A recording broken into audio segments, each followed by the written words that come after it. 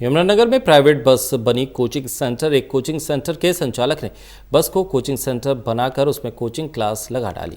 बस को coaching centre बनाने के पीछे उद्देश्य है कि सरकार तक ये संदेश जाए कि जब हरियाणा रोडवेज की बस 52 सवारियों के साथ चल सकती है तो कोचिंग सेंटर क्यों नहीं। उनकी मांग है कि सरकार ने जब सब कुछ खोल दिया है तो कोचिंग सेंटर भी खोल दिए जाएं।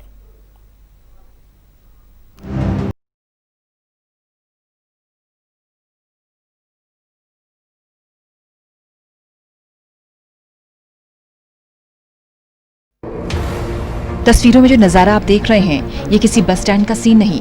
एक कोचिंग सेंटर के द्वारा सरकार तक संदेश पहुंचाने के लिए एक अनोखी क्लास प्राइवेट बस में लगाई गई है। बस के अंदर जाने से पहले स्टूडेंट्स के हाथ सैनिटाइज किए गए, थर्मल स्क्रीनिंग की गई, फिर बस में पूरी क्लास लगी। कोचिंग सेंटर संचालक संदीप बंसल कह रहे हैं कि पिछले 4 महीने से सभी कोचिंग सेंटर्स बंद हैं। लॉकडाउन से अनलॉक में हम लोग पहुंच चुके हैं। धीरे धीरे होटल, जिम सब खुल चुके हैं, लेकिन कोचिंग सेंटर्स नहीं खुले हैं। सरकार ने 52 सवारियों के साथ बसें भी चलानी शुरू कर दी हैं। सरकार से गुहार है कि हमारी स्थिति भी जल्दी ठीक हो, ऐसे में कोचिंग सेंटर खोले जाएं। तो सरकार का मानना ये है कि जो बसेस में 52 पैसेंजर बैठेंगे उससे कोरोना नहीं होगा उनको।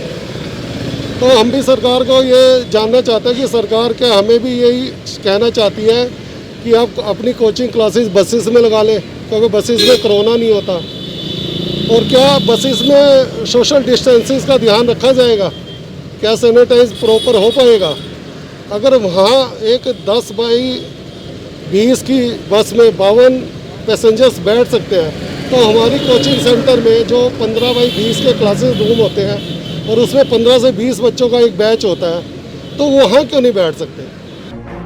बस में कोचिंग क्लास में आए छात्रों ने कहा कि ऑनलाइन क्लासेस लगाने में काफ़ी दिक्कतें हो रही हैं। कोचिंग सेंटर्स जो कि हमारी पढ़ाई में मददगार हैं, पिछले 4 महीने से कोचिंग सेंटर्स बंद हैं। सरकार ने अब जिम, होटल सभी चीज़ें खोल दी हैं, तो कोचिंग सेंटर्स भी खोल देती। मेरा तो मानना यही है कि जैसे कि हमारे कोचिंग सेंटर्स पिछले 4 महीने से बंद पड़े हैं, तो इस वजह से हमारी पढ़ाई में काफ़ी दिक्कतें और परेशानी हो रही थी। और अब जैसे सरकार ने धीरे धीरे सब कुछ खोल ही दिया, जिम वगैरह जहाँ पे सभी लोग सारे मशीनों को हाथ लगाते हैं, तो उससे कोरोना नहीं फैल रहा। तो हम तो फिर भी क्लास में 10 या 15 बच्चों का ही समूह होता है, तो हमारे में कोरोना कैसे फैलेगा। और हम तो अब बड़े हो गए, हम तो अपनी सेफ्टी खुद भी रख सकते हैं। तो और जैसे सरकार ने कह दिया कि 52 पैसेंजर वाली बस में भी कोरोना नहीं है, तो हमारी क्लासेस तो फिर भी 10 या 15 बच्चों की होती है, तो उसमें कोरोना कैसे फैल सकता है। बस में क्लासेस लगी, सबसे पहले बात तो ये बहुत अच्छा लगा कि इतने दिनों के बाद हम अपने टीचर से मिले, उनसे हमने इंटरेक्ट करा इतने अच्छे से। क्योंकि जब हम ऑनलाइन क्लासेस में पढ़ते थे, सबसे पहली दिक्कत तो वहाँ पर नेटवर्क इशू रहता था कि कभी क्लासेस अटक रही हैं, कभी उनकी पिक्चर क्लियर नहीं आ रही है, कभी उनकी वॉइस नहीं हमें सुन रही है, और अगर सुनता भी था तो इतने अच्छे से समझ नहीं आता था। और हमारे इसकी वजह से हमारी एजुकेशन बहुत सफ़र कर रही है। मैं एक +2 की स्टूडेंट हूँ और अब मुझे अभी अपने बोर्ड्स देने हैं मार्च में, जिसकी वजह से मैं अपनी तैयारी अच्छे से नहीं कर पा रही हूँ। बहुत अच्छा लगा और गवर्नमेंट से भी यही कहना चाहूँगी मैं कि हमारी कोचिंग सेंटर्स खोलिए। जब सारी चीज़ें खुल सकती हैं तो कोचिंग सेंटर्स भी खुल सकते हैं और हम अपनी सेफ्टी खुद कर सकते हैं। बार बार कोचिंग सेंटर्स के सरकार को कहने के बाद भी अब कोचिंग सेंटर्स नहीं खोले गए हैं। देखना होगा सरकार कब तक इन सेंटर्स पर कोई निर्णय लेती है। टोटल न्यूज़ के लिए यमुनानगर से राहुल सहजवानी की रिपोर्ट।